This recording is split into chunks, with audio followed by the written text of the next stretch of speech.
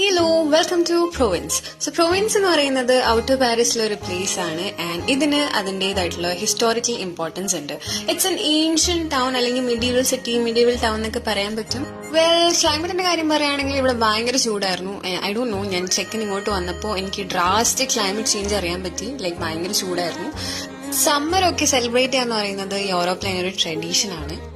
ഞാൻ last time Paris വന്നപ്പം ഭയങ്കര ക്രൗഡഡ് ആയിട്ടുള്ള പ്ലേസിലാണ് പോയത്.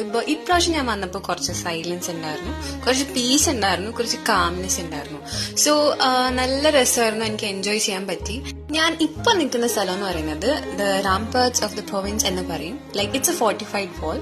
പണ്ടത്തെ അവിടുത്തെ ആൾക്കാരെ രക്ഷിക്കാനായിട്ട് ഉണ്ടാക്കിയ കുറച്ച് വാൾസ് ആണിത്. So it was nice, it was calm. നല്ല പീസ്ഫുൾ ആയിട്ടുള്ള ഒരു എൻവയൺമെന്റ് ആയിരുന്നു ഇത്. നിങ്ങൾ വിചാരിക്കും ഇത് ഉച്ച സമയമായിരിക്കും, ബട്ട് നോ, ഇറ്റ്സ് നോട്ട് ഉച്ച സമയം, it's evening and we are suppose to head back.